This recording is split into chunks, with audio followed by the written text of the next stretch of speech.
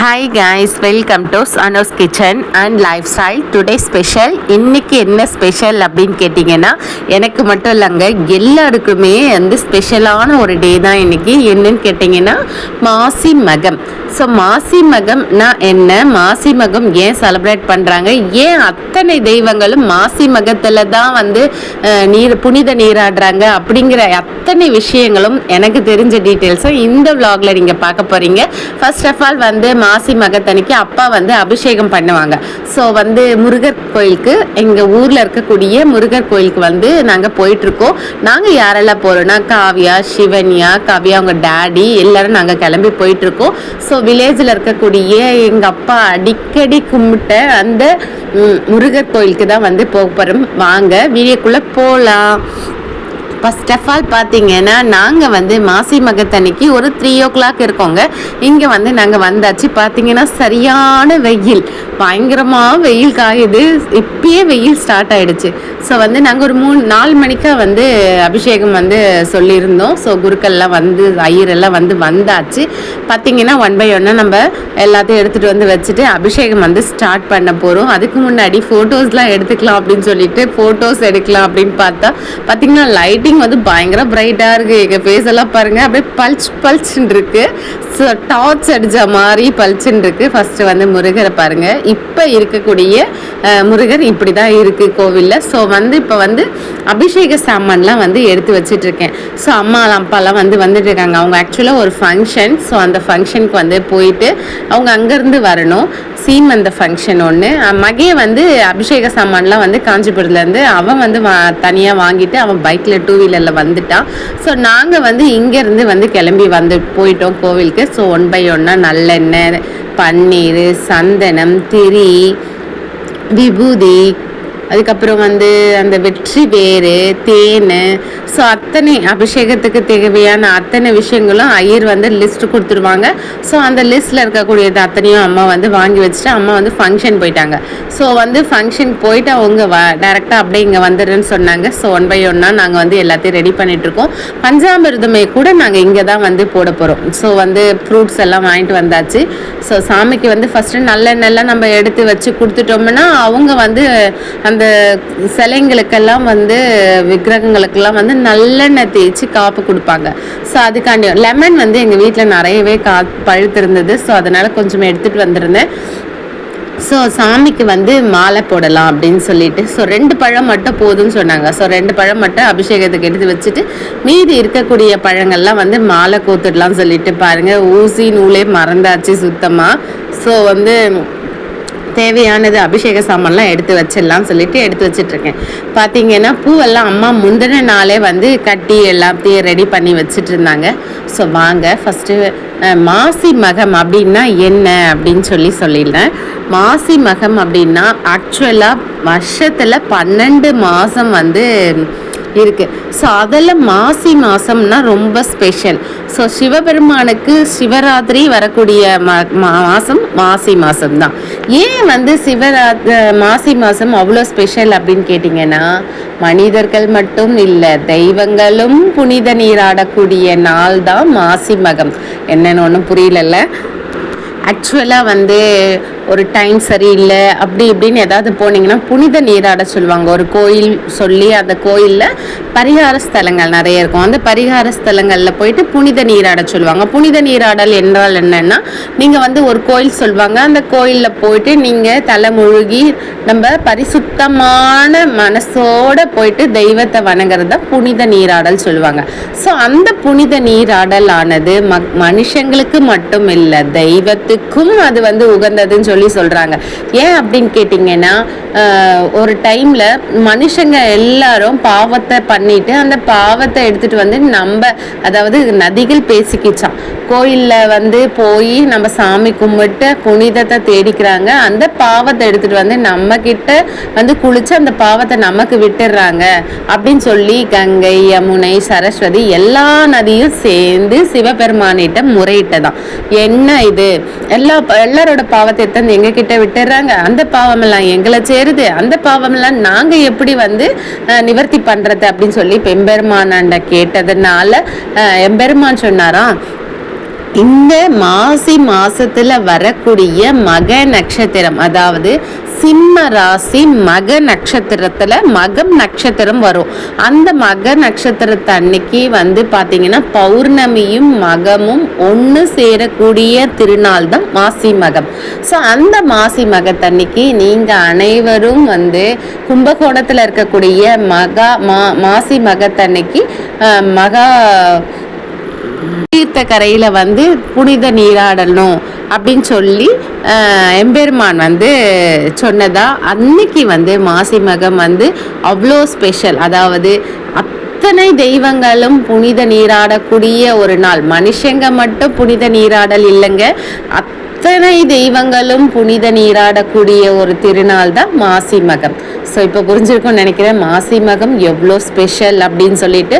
நம்ம இப்பிறவியில் பண்ணக்கூடிய ஜென்மங்கள், இப்பிறவியில் பண்ணக்கூடிய பாவங்கள், முப்பிறவியில் பண்ணக்கூடிய பாவங்கள் அனைத்தும் ஒரு நாள் சரியாகும் அப்படின்ற ஒரு சுச்சுவேஷன் வரணும் அப்படின்னா அந்த மாசி மகத்தன்னைக்கு சிவபெருமான் கோவிலில் நம்ம பண்ணக்கூடிய பாவங்கள் அனைத்தும் நிவர்த்தி ஆகணும், போன ஜென்மத்தில் நான் தெரியாமல் பண்ண பாவத்தை கூட நான் நிவர்த்தி ஆகணும்னு சொல்லி மனதார வேண்டிட்டு ஒரு விளக்கு ஏதாவது ஒரு கோயிலில் மாசி மகத்தன்னைக்கு நீங்கள் விளக்கு போட்டிங்கன்னா நீங்கள் வேண்டிட்டு பண்ணக்கூடிய அந்த விஷயம் சக்ஸஸ்ஃபுல்லாக இருக்கும்.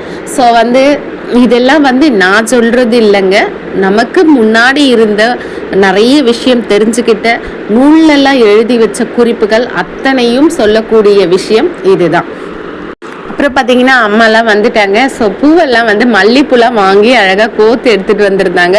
தொடுத்து அழகாக சூப்பராக இருந்துச்சு, நல்லா அடம்பா. எனக்கு ரொம்ப பிடிக்கும் மல்லிப்பூ. ஸோ வந்து காவியாக்கு சிவன்யாக்கு எனக்குன்னு சொல்லிட்டு எல்லாம் கோத்து கொண்டு வந்திருந்தாங்க. ஆல்ரெடி காவியா சிவன்யா வந்து மார்னிங் எக்ஸாம், ஆனுவல் எக்ஸாம் போயிட்டுருக்கு.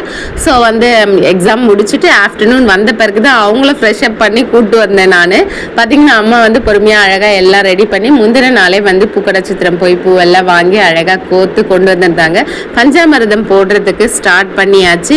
அகைன் அட் அ டைமில் உள்ள வந்து குருக்கள்மே வந்து எல்லா விக்கிரகங்களுக்கும் எண்ணெய்லாம் தேய்ச்சி கொஞ்சம் நேரம் ஊற விடுவாங்க, நல்லெண்ணெய்லாம் தேய்ச்சி ஊற விடுவாங்க. ஸோ அப்புறமா பார்த்தீங்கன்னா அம்மா கூப்பிட்டு விளக்கெல்லாம் போடுங்க அப்படின்னு சொல்லி ஒன் பை ஒன்னாக எல்லா ப்ராசஸ் போயிட்டுருக்கு. அது மட்டும் இல்லாமல் மாசி மகத்தில் விளக்கு ஏற்றுனா எல்லா விஷயமும் சக்ஸஸ்ஃபுல்லாகும், எல்லா விஷயமும் நல்லா சூப்பராக நடக்கும் அப்படின்றது மட்டும் தாண்டி மாசி மகத்தன்னைக்கு நமக்கு முன்னோர்கள், அதாவது நம்மளோட முதியோர்கள், நமக்கு முன்னாடி தாத்தா பாட்டி முப்பாட்டன்னு சொல்லி இறந்துருப்பாங்க இல்லையா, அவங்களோட ஆசை பெறணும் அப்படின்னா கூட மாசி மகத்தன்னைக்கு தர்ப்பணம் பண்ணால் ரொம்ப உகந்த நாள், பெரியோர்களோட ஆசீர்வாதம் நமக்கு கிடைக்கும்னு சொல்லி சொல்லுவாங்க. பார்த்தீங்கன்னா அபிஷேகம் வந்து ஸ்டார்ட் ஆச்சு. ரொம்ப சூப்பராக பால் தயிர்ன்னு சொல்லிட்டு ஒவ்வொரு விஷயமா மாசி மகத்ததுமா முருகரை அவ்வளோ கிட்டக்க அந்த அபிஷேகத்தை கண்குளிர பார்த்ததுக்கு ரொம்ப ஹாப்பியாக இருந்துச்சு. ஸோ எனக்கு வந்து இந்த ஒரு சான்ஸ் கிடச்சிது, கண்டிப்பாக வீடியோ எடுக்கணும் அவர்கிட்ட சொல்லிவிட்டு நான் உங்களுக்கு விளாக் எடுத்தேன், நிறைய பேர் பார்ப்பாங்க அப்படின்னு சொல்லி ஒரு ரீசனுக்காக தான் நான் வந்து ஃபுல்லாமே விளாக் வீடியோ எடுத்தேன். நீங்கள் எங்கே இருந்தாலுமே இந்த மாசி மகத்தன்னைக்கு இந்த முருகரோட அபிஷேகம் அவருடைய அருள் உங்களுக்கு கிட்டும். பொதுவாகவே பெரியவங்க சொல்லுவாங்க காசிக்கு போனால் பண்ண பாவங்கள் அத்தனையும் தீரும்னு சொல்லிட்டு. ஸோ காசியில் பிறந்தவங்களுக்குன்னு ஒரு பாவம் இருக்கும் இல்லையா, காசியில் பிறந்தோர் பாவம் கும்பகோணத்தில் தீரும், கும்பகோணத்தில் பிறந்தோர் பாவம் மகா குலத்தில் தீரும் சொல்லி சொல்லுவாங்க. அதுக்கு என்ன அர்த்தம் அப்படின்னு கேட்டிங்கன்னா, ஆக்சுவலாக வந்து மகா மகம் சொல்லி கும்பகோணத்தில் நீராடுற அத்தனை பேருக்கும் மாசி மகத்தன்னைக்கு மக நட்சத்திரம், மாசியில் வரக்கூடிய மக நட்சத்திரம் தன்னைக்கு வந்து கும்பகோணத்துல நீராடினா அத்தனை புண்ணியங்களும் அத்தனை பண்ணக்கூடிய பாவங்கள் அத்தனையும் தீர்ந்து ஆக்சுவலாக வருஷத்தில் வரக்கூடிய 12 மாதங்கள்லையுமே கூட மகம் நட்சத்திரம் வரும். ஆனால் மாசி மாசத்துல வரக்கூடிய மக நட்சத்திரம் அத்தனை பெருமைக்குரிய விஷயமா விளங்குது. ஏன் கேட்டிங்கன்னா 12 வருஷத்துக்கு ஒரு முறை தான் மகா மகம் அப்படின்னு சொல்லி கொண்டாடுவாங்க. அது வந்து 12 வருஷத்துக்கு ஒரு வாட்டி தான் வரும். அது கும்பகோணத்தில் மகா மகம் அவ்வளோ சிறப்பான ஒரு பூஜையும் சிறப்பான ஒரு புனித நீராடலையும் நம்ம அங்கே பார்க்க முடியும். ஆனால் வருஷத்தில் வரக்கூடிய மாசி மாதத்தில் ஏன் வந்து மக நட்சத்திரத்துக்கு அவ்வளோ பெருமை, அவ்வளோ பவர்ஃபுல், அவ்வளோ அத்தனை சிறப்பு வாய்ந்தது அப்படின்னு கேட்டிங்கன்னா, பொதுவாகவே நம்ம வாழற வரைக்கும் சந்தோஷத்தோடையும் தேவைக்கு தக்கன பணம், தேவைக்கு தக்கன சந்தோஷம் எல்லாமே நிறைஞ்சிருக்கணும் தான் நம்ம பொதுவாக கடவுள்கிட்ட வேண்டிப்போம். ஆனால் அதுக்கும் மேலே இறந்த பிறகு மோட்சம் கிடைக்கணும், அதாவது சொர்க்கத்துக்கு போகணும் அப்படின்னு சொல்லி நிறைய பேரோட வேண்டுதல் இருக்கும். வயசானவங்க சொல்கிறேன் நான். ஸோ அந்த மாதிரியான ஒரு சூழ்நிலையை கூட உருவாக்கி கொடுக்கக்கூடிய நாள் மாசி மகம் தான். மாசி மகத்துல புனித நீராடி எந்த கடவுளை நம்ம வந்து பிரார்த்தனை பண்ணாலும் நம்ம கேட்கக்கூடிய வரங்களை அள்ளி கொடுக்கக்கூடிய எல்லா தெய்வங்களுக்கும் அன்னைக்கு அந்த வரத்தை கொடுத்துரும். ஸோ எந்த தெய்வம் உங்களோட இஷ்ட தெய்வமான சிவபெருமான், முருகன், அம்பிகை அப்படின்னு சொல்லி எந்த சாமியாக இருந்தாலும் அந்த மாசி மகத்தன்னைக்கு, அதாவது மாசி மாசத்துல வரக்கூடிய மக நட்சத்திரத்துல பௌர்ணமியும் மகமும் ஒன்று சேரக்கூடிய மாசி மகமான அன்னைக்கு நம்ம ஒரு குளத்தங்கரையிலையோ ஒரு புனித நீராடி பரிசுத்தமான மனசோட நம்ம கடவுளை பிரார்த்திக்கிட்டோம்னா என்ன தேவையோ நம்ம கேட்கக்கூடிய வரங்களை அந்த தெய்வங்கள் அள்ளி கொடுக்கும் அப்படின்னு சொல்லுவாங்க. ஸோ இவ்வளோ புனிதமான அந்த நாள் அன்னைக்கு வந்து இந்த மாசி மகத்ததுவுமா நாங்கள் இந்த அபிஷேகம் வந்து வருஷம், அதாவது எனக்கு தெரிஞ்சு எனக்கே வந்து 37 வயசாகுது. ஸோ நான் பிறந்ததுலேருந்து நினைக்கிறேன், நான் பிறந்ததுலேருந்தா பிறக்கிறதுக்கு முன்னாடியான்னு கூட தெரியல. ஸோ எங்கள் அப்பா வந்து வருஷம் இந்த முருகருக்கு வந்து அபிஷேகம் வந்து பண்ணிட்டு இருக்காங்க. முருகர் எம்பெருமானோட தயவுல இது வரைக்கும் ஒரு வருஷம் கூட எங்களுக்கு தட்டி போனதே கிடையாது. ஸோ வந்து அதுவே எங்களுக்கு பெரிய விஷயம், பெரிய வரமாக தான் நினைக்கிறோம். அது மட்டும் இல்லாமல் எல்லா வருஷமும் நான் வந்து போயிருக்கேங்க. எல்லா வருஷமும் சின்ன பிள்ளையா இருக்கிறப்ப எப்படின்னு தெரியாது, நான் பெருசாக ஆனதுலேருந்து என்னால் முடிஞ்ச அத்தனை வருஷங்களும் நான் வந்து போயிருக்கேன் கண்டிப்பாக. ஸோ பார்த்தீங்கன்னா எங்கள் ஹஸ்பண்ட் வந்து எலுமிச்சை பழம் மாலை வந்து கோத்துட்டு இருக்காங்க. நாங்கள் போய் எப்படியோ கண்டுபிடிச்சி எல்லாம் 2-3 கடையெல்லாம் ஏறி பெரிய ஊசி வந்து எப்படியோ கண்டுபிடிச்சி வாங்கிட்டு வந்தாச்சு. ஸோ வந்து ஊசி வந்து வாங்கிட்டு வந்து மாலை வந்து தொடுத்து கோத்துட்டு இருக்காங்க. மாசி மகத்தன்னைக்கு வந்து குழந்தை இல்லாதவங்க காலையில் எழுந்து ஹஸ்பண்ட் அண்ட் ஒய்ஃபாக தம்பதியாக வந்து ஒரு கோயிலில் போய் புனித நீராடி சாமி கிட்ட குழந்தை வரம் கேட்டால் கண்டிப்பாக குழந்தை அடுத்த மாதத்துக்குள்ளார குழந்தை பிறக்கும் அப்படின்னு சொல்லுவாங்க. இதெல்லாம் வந்து நம்மளோட முன்னோர்கள் எல்லா குறிப்புகளையும் எழுதி வச்ச பெரிய புராணம், அது இதுன்ட்டு எல்லாத்துலேயும் எழுதி வச்ச குறிப்புகள் தாங்க. இந்த விஷயங்கள்லாம் வந்து கேட்குறப்ப பிரமிப்பாக இருந்தாலும் உண்மை அதுதான். ஸோ நமக்கு மேலே ஒரு சக்தி இருக்குது, நமக்கு மேலே ஒரு பவர் இருக்குது. அந்த பவரை வந்து நம்பணும் அப்படின்னா நிஜமா நல்ல விஷயம் நடக்கும். ஸோ எனக்குமே கூட நடந்திருக்கு லைஃப்பில் நிறைய விஷயம். ஒரு ஸ்டேஜில் வந்து எனக்கு செகண்ட் குழந்தை வந்து சாத்தியமே இல்லைங்கிற அளவுக்கு டாக்டர்ஸே சொன்ன பிறகு கூட அந்த கடவுளை வேண்டிட்டு அதுக்கப்புறம் குழந்தையே இவங்களால பெற்றுக்க முடியாதுன்னு டாக்டரே வந்து சொன்ன பிறகு கூட எங்கள் சிவன்யாவை நான் வந்து பெற்று எடுத்தேன். ஸோ வந்து அதில் இது எல்லா விஷயத்துக்கும் மேலே ஒரு பவர் இருக்குது அப்படின்றது தான் நான் வந்து நம்புகிறேன். அது என்ன முருகருக்கு அபிஷேகம் பண்ணுறது அப்படின்னு சொல்லி நீங்கள் கேட்பீங்க. ஏன் மற்ற சாமிக்கு பண்ணணும்? அங்கே அந்த கோவிலில் இருக்கக்கூடிய அத்தனை சாமிக்கும் வந்து அபிஷேகம் பண்ணோம். பட் ஆனால் ஏன் முருகர் ஸ்பெஷல் அப்படின்னு சொன்னீங்கன்னா, முருகப்பெருமானுடைய தந்தையான சிவபெருமானிடம் முருகப்பெருமான் பிரணவ மந்திரத்தை சொன்ன நாளும் மாசி மகம் தாங்க. ஸோ அது மட்டும் இல்லாமல் எம்பெருமான பாதாள லோகத்திலேருந்து வராகி அவதாரம் எடுத்த நாளும் இதே மாசி மகத்தில் தாங்க. பெரும்பாலும் திதி கொடுப்பாங்க, இறந்தவங்களுக்கு திதி கொடுப்பாங்க, தவசம் பண்ணுவாங்க. ஸோ அதெல்லாம் எப்பயாவது ஒரு சமயம் தவறி போனாலுமே கூட இந்த மாசி மகத்தன்னைக்கு மாசி மாதத்தில் வரக்கூடிய அந்த மக நட்சத்திரத்தன்னைக்கு முன்னோர்களை வழிபட்டால், முன்னோர்களுக்கு வந்து திதி கொடுத்தாலோ அவங்களுடைய ஆசி பெறலாம் சொல்லி அதுவுமே வந்து குறிப்பிட்டிருக்காங்க. ஸோ இத்தனை சிறப்பு அம்சங்கள் வாய்ந்த இந்த மாசி மகத்தன்னைக்கு நாங்கள் எம்பெருமான முருகரை வந்து தரிசனம் பண்ணி இவ்வளோ க்ளோஸ்அப்பில் வந்து சாமி வந்து நம்ம அபிஷேகத்தில் பார்த்தது ரொம்ப சிறப்பாக இருந்துச்சு. நாங்களாம் சின்ன வயசுல வந்து இதெல்லாம் பார்த்து தான் வளர்ந்தோம். பட் இருந்தாலும் இந்த வருஷம் நான் லாஸ்ட் இயர்மே கூட நான் யூடியூப்பில் வந்து போட்டிருந்தேன், இந்த சேனலில் வந்து போட்டிருந்தேன் முருகர் கோவில் அபிஷேகம் சொல்லிட்டு. பட் இவ்வளோ டீப்பாக இவ்வளோ இதுவெல்லாம் நான் சொன்னது கிடையாது. ஸோ இந்த விஷயம் நிறைய விஷயம் இந்த இயர் வந்து கேதர் பண்ணி சொல்லணும் அப்படின்றதுக்காக தான் இந்த வ்ளாகே நான் எடுத்தேன். மோஸ்ட் ஆஃப் ஆல் இப்போல்லாம் வந்து சிட்டிக்குள்ளே இருக்கக்கூடிய கோவிலில் என்ன தான் நம்ம செலவு பண்ணி அபிஷேகமெல்லாம் பண்ணாலுமே கூட இப்போ வந்து ஜுவல்ஸ் எல்லாம் வந்து ஐயருங்க வந்து வாங்கி சாமிக்கு ஸ்வர்ண அபிஷேகம்ன்றது பண்ண மாட்டுறாங்க. ஏன் என்ன ரீசன் தெரியல, ஜுவல்ஸ்லாம் மாறிடுதுன்னு சொல்கிறாங்களா, என்ன ரீசன் தெரியல. பட் ஆனால் நாங்கள் எங்கள் முருகர் சாமிக்கு எங்களோட நாங்கள் போட்டுக்கக்கூடிய ஜுவல்ஸ் எல்லாம் கொடுத்து வருஷம் ஸ்வர்ண அபிஷேகம் பண்ணுவோம். ஸோ அதை வந்து நமக்கு அது வந்து ரொம்ப ஹாப்பியாக இருக்கும். சாமிக்கு போட்டுட்டு அதுக்கப்புறம் அதை நம்ம வந்து போட்டுக்கிறது வந்து ரொம்ப சந்தோஷமாக இருக்கும். ஸோ ஸ்வர்ண அபிஷேகம் தான் இப்போ நீங்கள் பார்த்துட்ருக்கீங்க.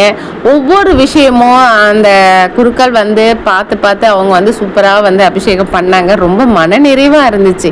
நம்ம நிறைய ஸ்பெஷலாக இருந்திருப்போம். ஆல்ரெடி வந்து நாங்கள் இங்கே திருவள்ளூரில் இருந்து நாங்கள் கிளம்புறப்பே பயங்கர டென்ஷனாக தான் கிளம்பணும்.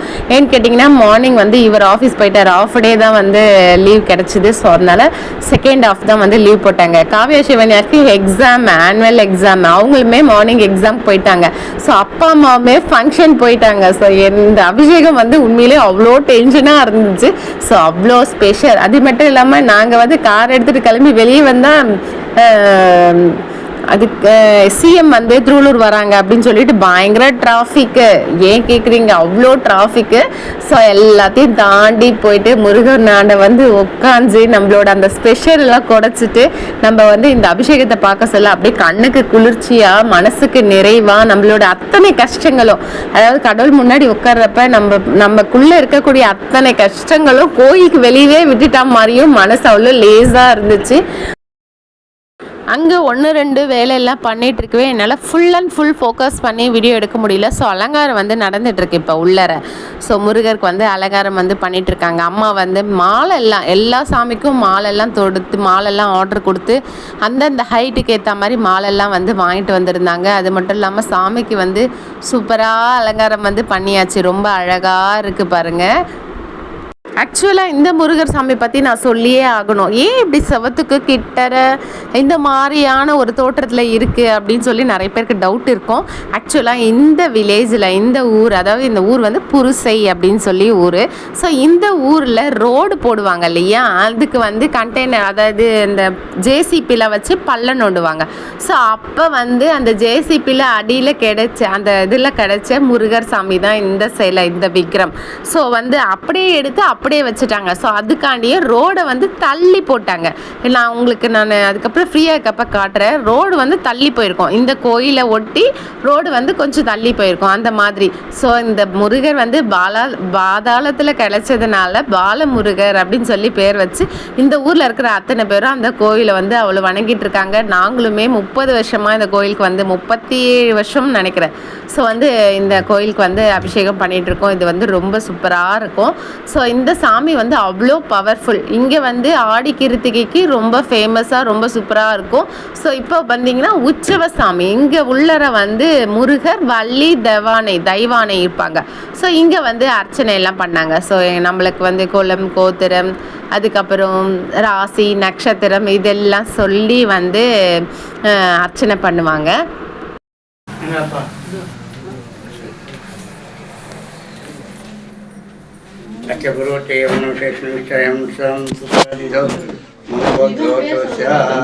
மகாரிஷி கோத்திரம்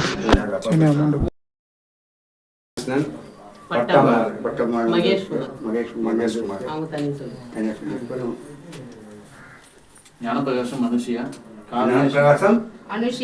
ஞானப்பிரகாசம் திருவாதி நட்சத்திரம் மிதுன ராசி, அனுஷியா மக நட்சத்திரம் சிம்ம ராசி, மிருகசீர நட்சத்திரம் சிவன்யா கும்பராசி, சுசீலா, காயத்ரி,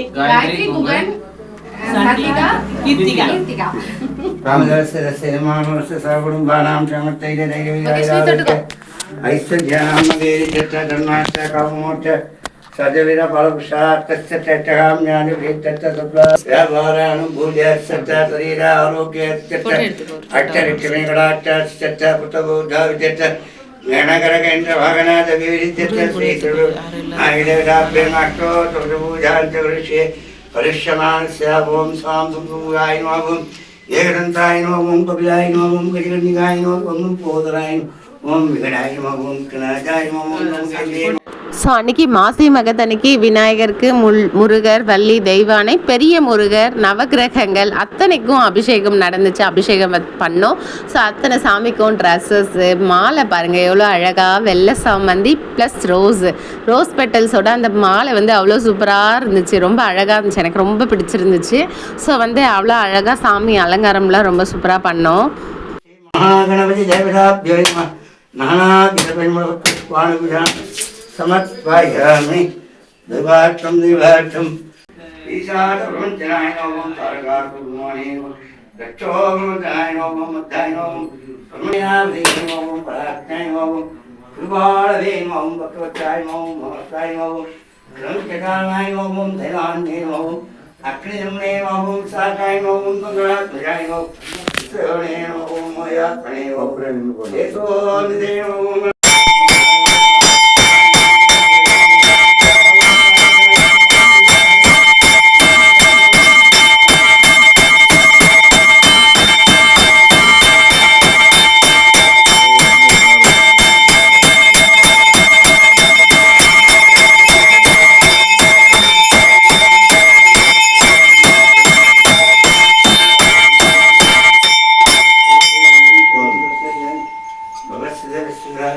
தேங்காய் கட்டுப்போ பார்த்து.